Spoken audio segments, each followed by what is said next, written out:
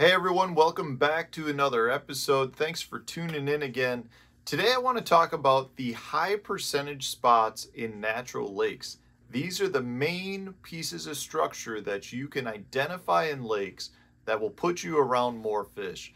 You know, regardless of where you're at in the country, there are probably some natural lakes that are around. Really, I'll consider anything a natural lake as long as there isn't like major current flow going through it. Up here in the North Country, we've got a lot of glacier-made lakes where you've actually got lakes that are just pothole type lakes because they were carved out by glaciers a long time ago. But there's still a lot of natural lakes that have small creeks and things running into them, and they may have dams on them, but for the most part, they were natural lakes originally, and then when they were dammed up, they may have been brought up a few feet, but you still have the same sort of structure that you'd have in a glacier type lake. So that's what I want to talk about today. Are the four main pieces of structure that you can fish that for sure will put you around a good percentage of the bass population. These are all pieces of structure that, from my own personal experience, are pretty much the first areas that I will try to locate anytime I go to a new lake. They could be anywhere from a couple of feet of water to 30 feet of water, but they all are going to hold fish at some point throughout the year. So let's get into these four main pieces of structure. I do want to remind you before I do that if you are looking for a little bit of help on your local lakes, I identify a lot of these types of structure in all of the lake breakdowns that I do for fishthemoment.com. I've got the link to the lake breakdowns that I do in the description of the video, so check those out if you're looking for a little bit of help on your local lakes. All right, so the first piece of structure that I want to talk about is something that's very basic. Just a point.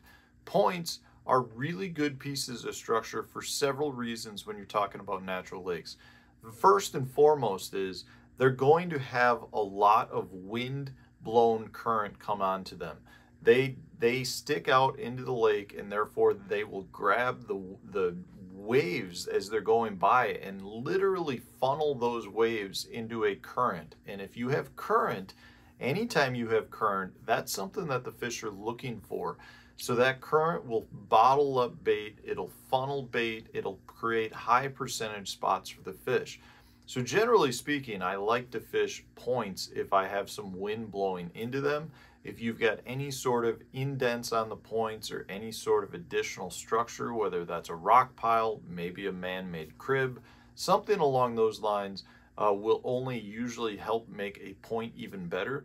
But the biggest things that you need to take away anytime you're talking about fishing points is that they create current, and at the same time, if it's a steep breaking point that has deep water adjacent to it, the fish will use the walls or the sides of that point to try to trap the bait fish. They will chase bait fish from deeper water and push them into the point, which makes the bait fish a lot more attainable for them because the bait fish doesn't have as many directions as it can swim. So the bass will use those points not only to allow the bait fish to be brought there by current, but they'll also use them to corral the bait fish when they're actually feeding on them. Points, can vary anywhere from a few feet of water all the way to 30 feet of water, but they're going to be good at almost all depths. It's more along one of those things where you just need to adjust the depth that you're fishing based on the season. Generally speaking, in the spring, you're shallower. In the summer and fall, you're a little bit deeper. The next piece of structure is pretty similar to a point, and that's a hump. Any offshore humps really can be very good places to fish. These are going to be better, though, usually in your summer and fall periods. In the springtime, they're not going to normally be as good unless you have smallmouth or spotted bass who do like to spawn on humps. If you have a hump that's in 14 feet of water or less, a lot of times those fish will spawn out in those areas. But a hump, again, is going to be a good piece of structure because if it's sitting out in the main lake and you have a strong wind that's blowing, that hump will act as an eddy. So you have good current flow going past the hump. The hump creates a blocking point for the wave action and that wind-driven current, and therefore the fish will sit there because bait fish will be brought to them, and it just creates a good feeding location.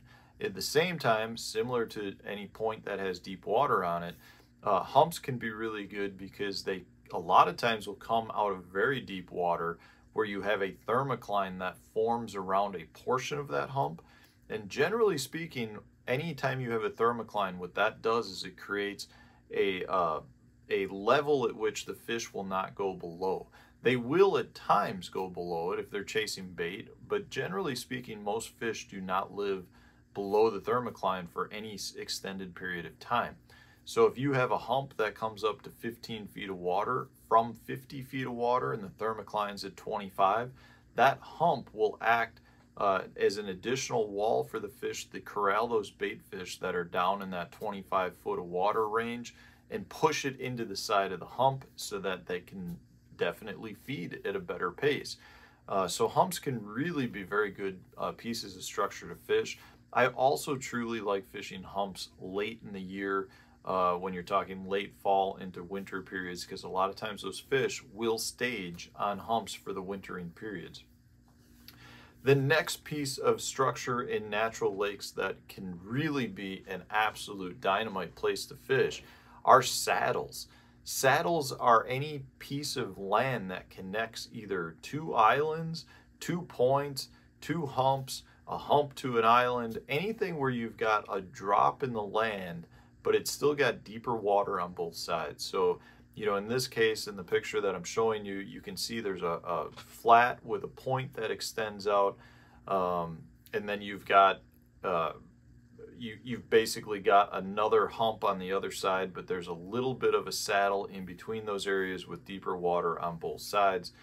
And what that does is it gives the fish a place to corral bait. So, you know, you've got the saddle itself where they can sit. Generally speaking, there's a little bit deeper water on the saddle itself. So therefore the fish will chase the bait fish that they can get from deep water on both sides of the saddle into that saddle and up onto the humps or the point or whatever it is that creates that saddle.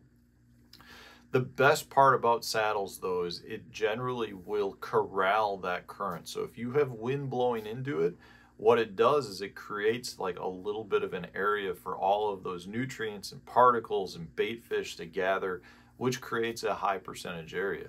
A lot of times, too, if you have shallow humps on both sides, the saddle itself will have a nice strip of weed growth, and that is just another factor that will draw the fish to it. Saddles for me are really prime pieces of structure to fish in the spring if they're shallower, and then again in the fall if they're deeper. Summer as well are generally going to be good. They're really a year-round piece of structure to fish, and it's something that a lot of times goes overlooked. You know, in this picture, I think a lot of people may fish the hump or the point, but not necessarily the saddle. And I assure you, there are as many fish on that saddle as there are on the points and the hump. For the most part, what they're doing is when they're really actively feeding, they'll move from the saddle up onto the hump or the point or the 2 higher spots of the saddle. But when they're not actively feeding, or they can be feeding, they'll sit down deeper. So generally speaking, there's more fish all of the time on the saddle portion itself. The last piece of structure that is pretty good no matter where you go, and are found pretty much in almost all natural lakes, are weed lines. The weed lines are going to be dictated by the water clarity. In some places, if you have only a few feet of visibility, the weeds may only go down to 4 or 5 feet. In other lakes, if you have water clarity that is of 10 feet or more, you may have weed lines that go all the way down in the 20 foot of water. So it's important to understand where that weed line is. It's not always going to be a visible weed line. Say like in this picture, this is some milfoil that's growing.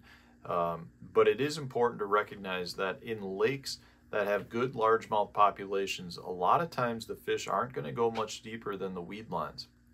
So if you have weed lines out to 14 feet of water, that's generally speaking about how deep you need to go for largemouth. There may be additional offshore structure that's out deeper, but the majority of the largemouth population will be in 14 feet of water or less, utilizing that weed growth. Now, if you're talking about fishing weed lines in the spring months, the weed lines generally aren't going to be set up real good. So they're going to excel during the summer months because they give the fish something to hide in. They generally have a lot of forage. And at the same time, they block the sunlight, so it gives them some shade and cooler water temps, as well as good oxygenated water, because that's what the weeds are doing. But in the fall period, a lot of times those weeds will start to die off, so they may not be as good unless you can find some good green weeds. You know, so generally speaking, up into the winter, that weed line bite dies down significantly. But these 4 pieces of structure, guys, are the 4 pieces of structure that you should be looking for anytime you're heading out on a natural lake. These are the primary pieces of structure that are naturally formed, and they all will corral the bait fish. They all will create current and have current that funnels bait and nutrients through those areas, and generally speaking are some of the best places to fish on these lakes. So if you're having trouble breaking down some of these natural lakes, this is the type of structure that you should be looking for. You may need to make a little bit of variations based on season and water temp, but go out, find these pieces of structure, and I assure you, you will catch more fish. So I hope you enjoyed this video. If you did, hit the like button, subscribe to the channel. Stay tuned, another video coming out tomorrow.